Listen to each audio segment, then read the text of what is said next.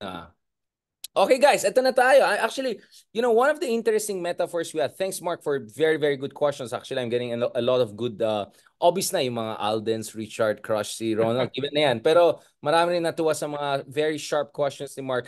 Mark, may nagsabi, yung isa sa mga interview natin, si Ray, for instance, Powell, he compared yung experience ng father niya fighting against, yung Jim Crow, yung civil rights movement sa Deep South, right, in Mississippi and all, doon sa ginagawa natin sa West Philippine Sea because hindi tayo gumagamit ng armas.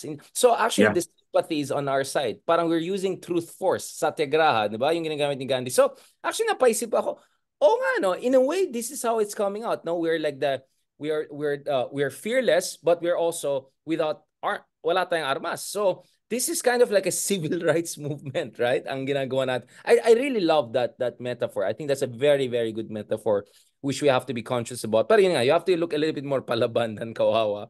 Now, speaking of civil rights movement, of resistance, ang tanong ulit ngayon dito is, opposition, Ronald, do you think that the issue of West Philippine Sea could be a rallying point for 2025 election? Essentially, 2025 election is between patriots and proxies of China. I mean, could you frame the next elections that way? Aside from obviously got issues of inflation, blah blah, given na yan. Oh. Definitely, Richard. Ano kung titignan mo in one aspect, parang napakahina ng oposisyon. Lalo na yung mga possible candidates nila sa midterm for the Senate. Diba? Parang malayo sa mga surveys or at least labas sa 12, no? Yung mga oposisyon. At parang sa House ay napakahina rin ng oposisyon. Halimbawa, yung Liberal Party na 7, 8 na lang hati pa sa may 2 sa minority, may 4-5 sa majority, may 1 as independent minority. So, parang nasaan ba yung opposition? No, nasaan ba yung opposition? So, yun yung isang aspect. Pero at the same time, yung mga issues ng opposition ay nagkakaroon ng traction. Nagkakaroon ng traction. Halimbawa, yung usapin ng anti-chacha, medyo tumataas ha. Tumataas yung anti-chacha sa mga surveys. Sa mga surveys. No? Halimbawa, yung ICC, napag-usapan natin sa isang episode, medyo tumataas, no? At ito yung mga daladalang issue ng opposition dati, no? At ikatlo, yung usapin ng West Philippine Sea.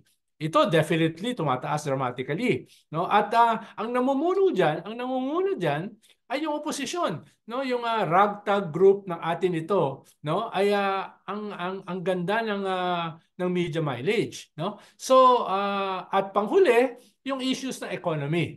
Ito ang medyo hindi pa consolidated. Pero kung mako-consolidate ito ng opposition as a consumerist issue behind a consumerist movement sa utilities, grabe ang taas ng kuryente at saka ng tubig, sa medicine, no? Patuloy tumataas, sa food inflation, no? Etc.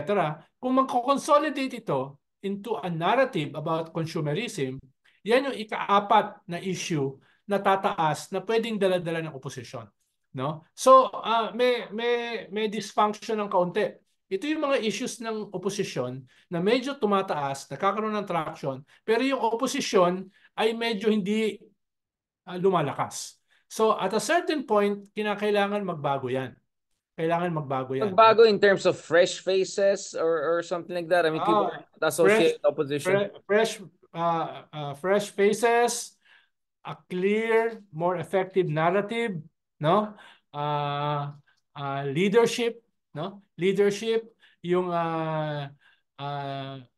pag-link ng organisasyon with the issues, no? With the issues. Alam mo ba? Tingin ko atin ito has nowhere to go but up.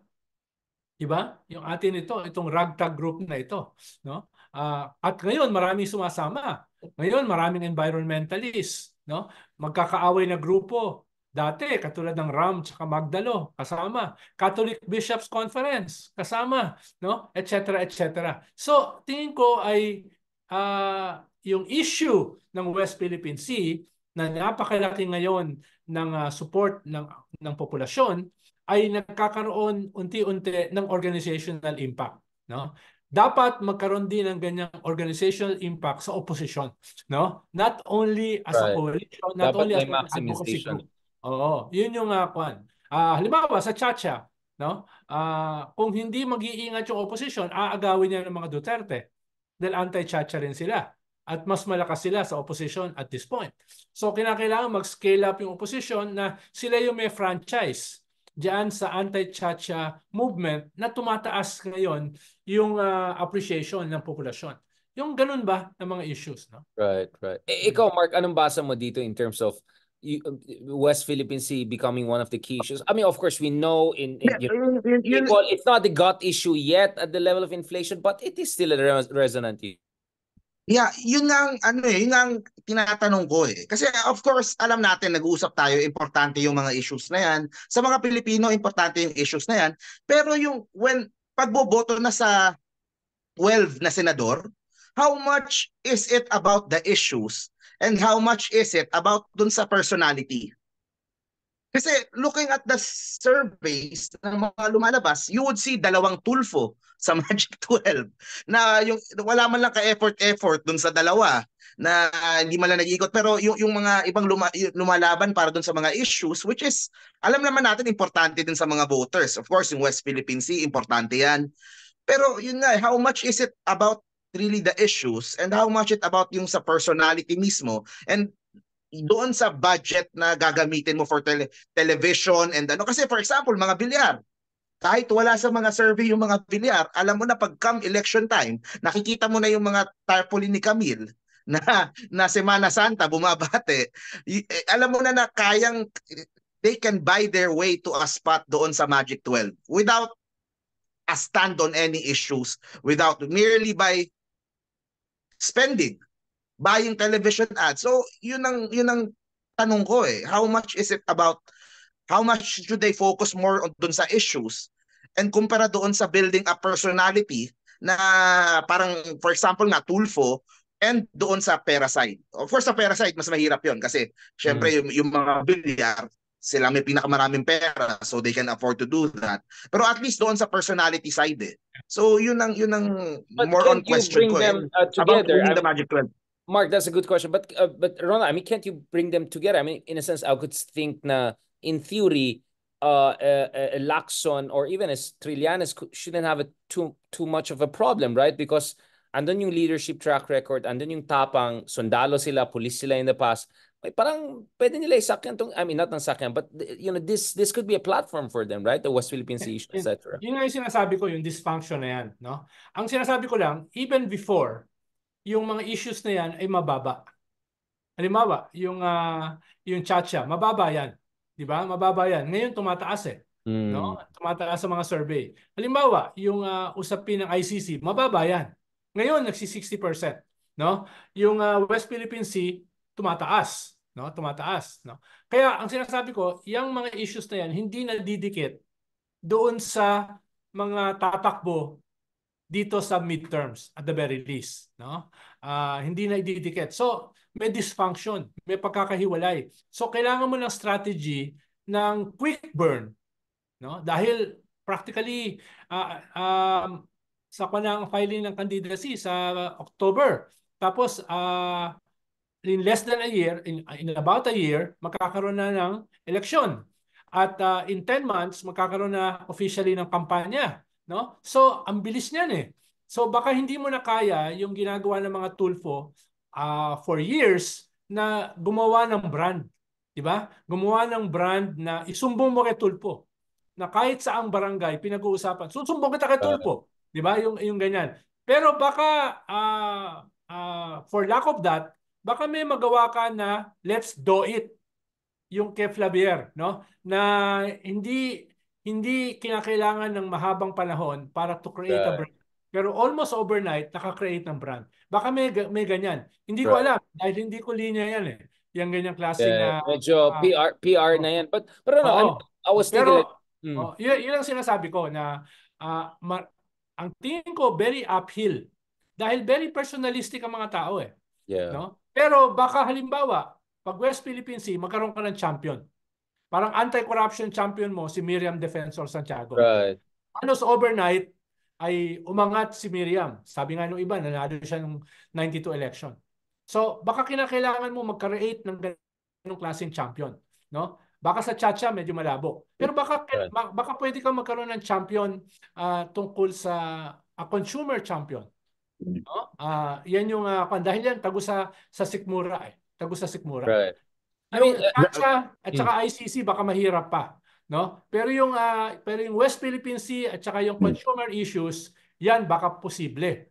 No, kung merong opposition candidate or leader na pwedeng makakreate ng mas maganda na peg, mas maganda na narrative, mas maganda na brand na hindi kinakailangan ng mahabang panahon, baka sakali dahil very personalistic ang botante at kaya napakahalaga ng name recall. Pitong incumbent, pitong senador ang magiging re-electionist eh. Yeah, very tight. This is probably the hardest race, diba? Itong dating senador ang babalik, diba? Tapos meron ka pang 4 o 5 na halos siguradong mananalo. 2 Tulfo, 2 Duterte, isang Isko Moreno, no? So, medyo masikip. Unless something dramatic happens. Ronald, I mean, you mentioned also fresh face and all. I mean, one of the interesting persons actually came to my mind is I even heard it from some media people that were wondering. I mean, for instance, West Philippine Sea issue. I think we have the rise of people who are actually now in the government, like Jay Tariela, right? Yung spokesman ng Philippine Coast Guard, right? I mean, I think his communication skills are pretty good. His credentials are pretty strong. I mean, what about people like that? Do you think that it's worth for them to try their luck dito sa 2025 or better for them to position for 2028 or at least get their name out there? I mean, what is your understanding? Well, ang nakikita ko halos napakahirap, no? Aside dito sa binanggit natin na 7 re-electionist, 7 babalik na senador, 4 o 5 na halos siguradong mananalo. Aside diyan sa mga yan, no? Baka mahirapan yung mga bago na pumasok, no? Pero baka may mga bago na pwede nang magmarka. No? Exactly. Yung marka exactly. Parang yung sinigawan ni Lucas Espiritu, si Harry Roque, at si Gadon, no? Bigla siya nakakuha ng 3 million votes. Nobody knows him. Baka pwedeng may mga ganon na sa midterm magmarka.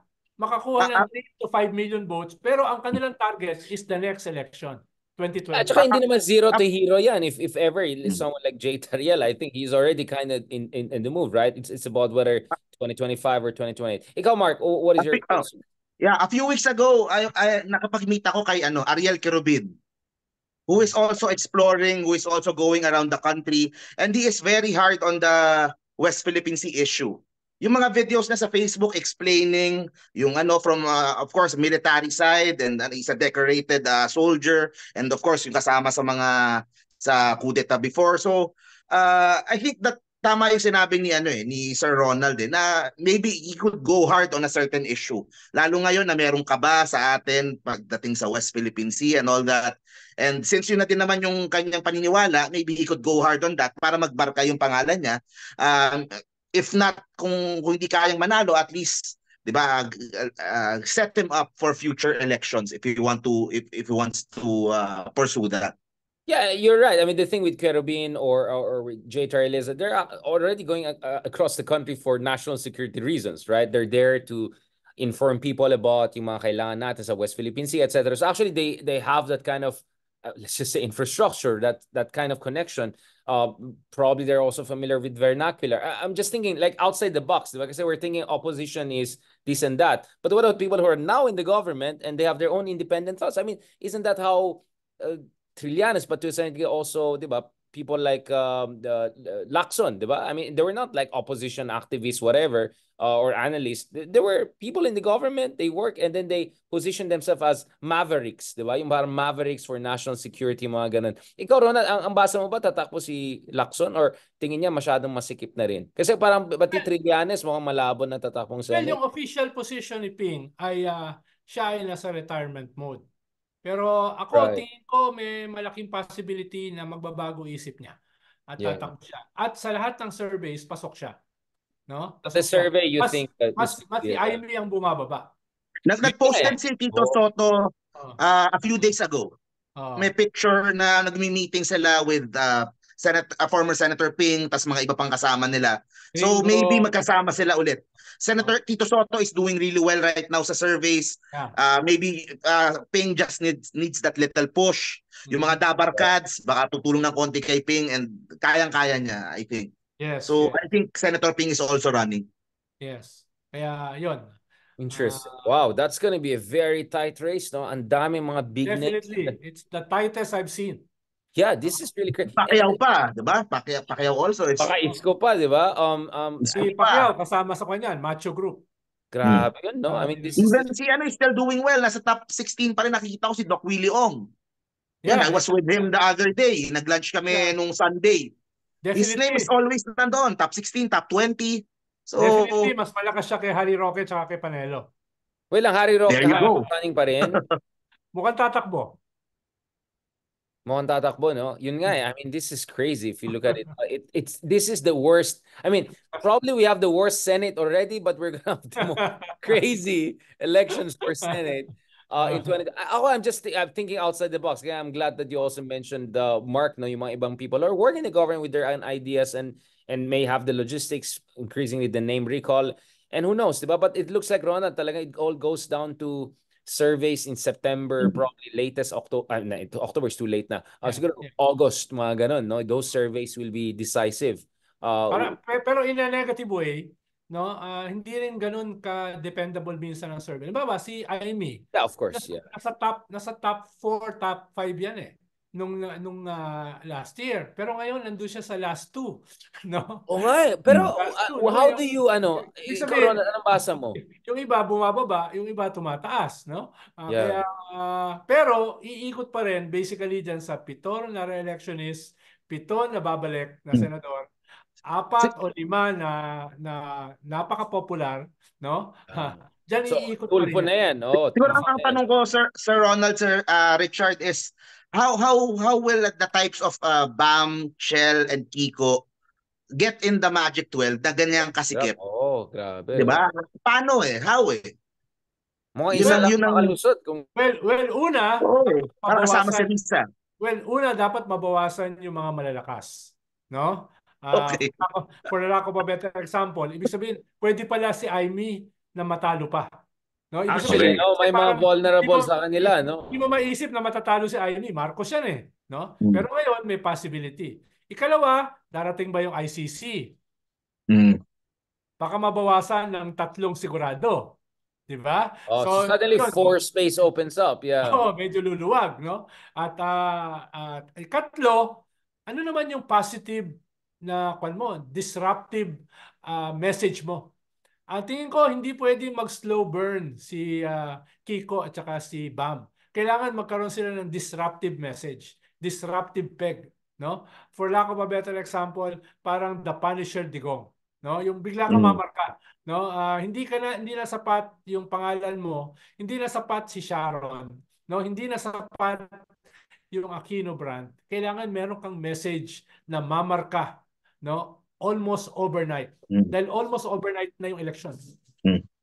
On that note, Mark, is there last one you want to say on this issue? Are there... yeah. Hindi, siguro yun nga, ang isang way siguro dyan is mga artista talaga. Wala na we didn't mention. That very good point. Pamilya voting block excited. Get someone from them. Isama mo dito kaila Bang, kaila Kiko, kaila Kailangan natin ng model. Baka that's the only Yeah. You could do the Lito Lapid way. 'Di ba? Yung mamamatay siya, malapit na yung election, papatayin siya sa Batang Quiapo, o tapos papasok siya sa Magic 12. Yung Lito Lapid style. Sino ba yun? Si Senator Madrigal ba yun? Yung kinuha si Kwan? Yung artista? Judian. Yun, panalo siya. No? Yun. Hindi rin siya masyadong kilala nun. Utilize ka Pamilya Black. Nandyan niya, malaki yan. Yeah.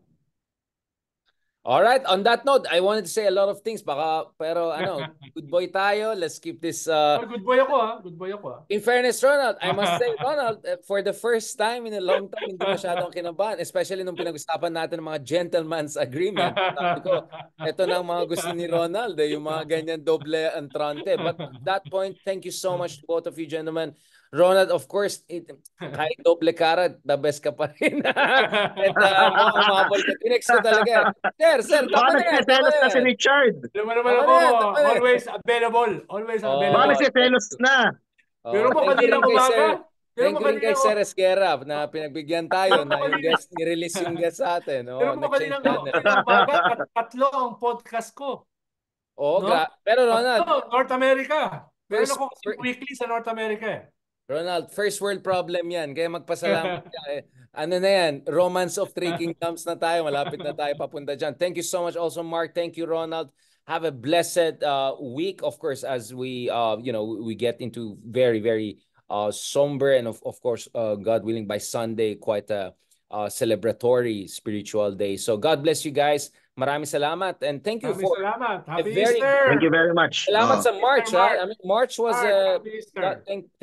thank Lord and happy Easter, guys, and thank Lord we had a very productive March. So looking forward to even more productive, God willing, in April and May. And sabi ko nga, pag-usapan natin, Ronald, Mark, no, in person na nagawin natin, medyo yung mga isaw-isaw style din, parang si Sir Esguerra. Pero sa Tagaytay kasi mainit na. So maghanap tayo ng malamig na hindi kailangang magbayad ng aircon. All right. Thank you, guys. God bless. Happy Easter and have a blessed weekend. Happy Easter. Thank you. The best kayo. Thank you.